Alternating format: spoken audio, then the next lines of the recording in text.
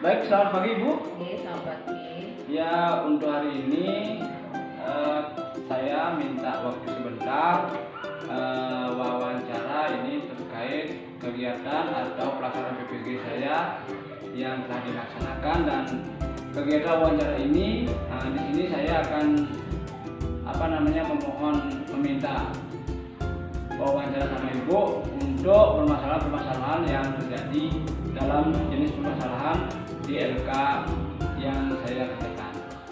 Ya baik Bu, yang pertama di sini terkait dengan motivasi belajar siswa rendah. Menurut Ibu bagaimana masalah ini terjadi? Kenapa kok bisa motivasi belajar siswa itu rendah? Baik Pak Agung, untuk menurut saya motivasi belajar di sini rendah itu mungkin disebabkan oleh dua faktor. Yang pertama itu karena faktor internal dan yang kedua faktor eksternal. Nah, faktor internal di sini yaitu rasa ingin tahu peserta didik yang rendah terhadap materi yang dipelajari, kemudian kemampuan belajar peserta didik juga rendah. Di sini kemampuan mereka ya dalam menerima atau pada siswa itu sangat rendah. Kemudian yang kedua itu di sini disebabkan oleh faktor eksternal, yaitu faktor sarana belajar yang terbatas. Di sini mungkin kurang perhatian dari orang tua, kemudian juga pengaruh dari lingkungan yang negatif. Juga mungkin juga bisa jadi karena keterampilan guru yang dalam mengemas pembelajaran itu kurang menarik. Oh, iya. Ya baik Bu, yang selanjutnya di sini tentang rendahnya minat baca. Oke, siswa, karena siswa itu mungkin sering kita lihat minat baca siswa itu rendah. Itu kira-kira masalah seperti itu apa yang menjadi persoalannya itu Bu? Kenapa seperti itu? Nah, di sini kemampuan atau minat membaca siswa itu rendah, kemungkinan disebabkan peserta didik itu belum memahami manfaat dari membaca. Kemudian yang berikutnya, kemudian juga bisa saja peserta didik itu belum bisa membaca, atau juga mungkin kurang optimalnya penggunaan dari pojok baca dan perpustakaan yang ada di sekolah. Padahal sudah tersedia Sudah tersedia, tapi mungkin minatnya itu kurang menarik bagi mereka. kurang menarik. Yang ketiga Ibu, di sini terkait dengan numerasi, yaitu bagaimana kemampuan berhitung siswa rendah. Di sini permasalahan yang timbul itu kira-kira apa Ibu? Kenapa ada kemampuan berhitung siswa itu rendah? Yang mungkin kemampuan belajar matematika atau belajar berhitung siswa itu rendah mungkin disebabkan oleh kemampuan belajar matematika peserta didik itu rendah, mungkin disebabkan karena kurang memahami konsep siswanya.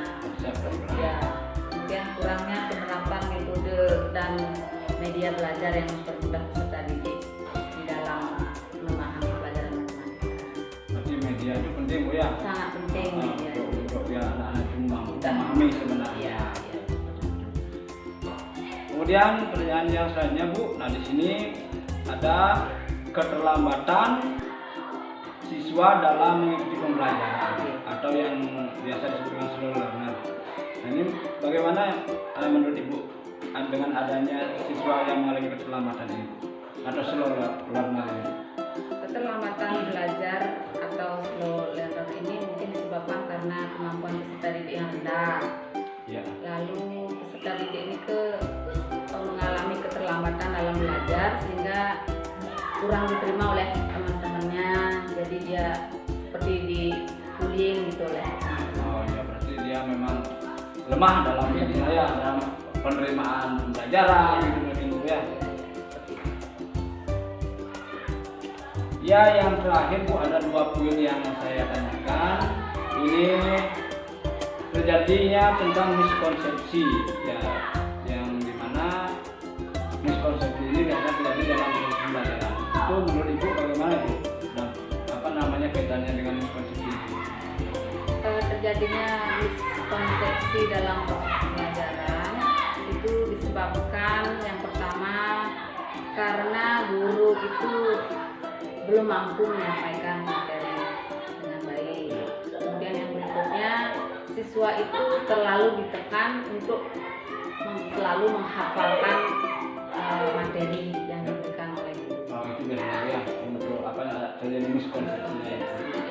Ya baik, dan poin yang terakhir Bu, ini sini ada guru belum maksimal dalam pemanfaatan teknologi. Artinya di sini kurangnya kemampuan guru untuk memanfaatkan teknologi yang sudah ada. Gimana kira-kira begitu?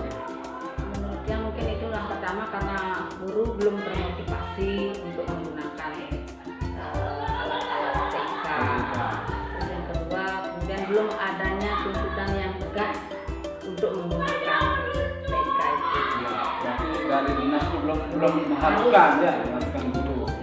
Kemudian yang ketiga, sarana prasarana yang di sekolah mungkin belum. Karena itu kan biasanya yang mendukung ada wifi-nya, Bu ya, atau mungkin laptopnya, seperti itu mungkin ya. Belum tersedia. Kemudian yang berikutnya mungkin guru itu kurang mampu menggunakan itu di dalam proses pembelajaran. Ya, jarang menggunakan laptop, ya, atau komputer dan Tidak tahu kapan mesti menggunakan itu. baik Ibu, demikian tadi yang saya tanyakan tentang masalah yang diidentifikasi di sini. Saya ucapkan terima kasih banyak atas wawancara ini. Mudah-mudahan kedepannya ini saya mampu melaksanakan PPG ini. Mohon doanya Ibu, semoga semua berjalan lancar. Terima kasih Bu. Terima kasih.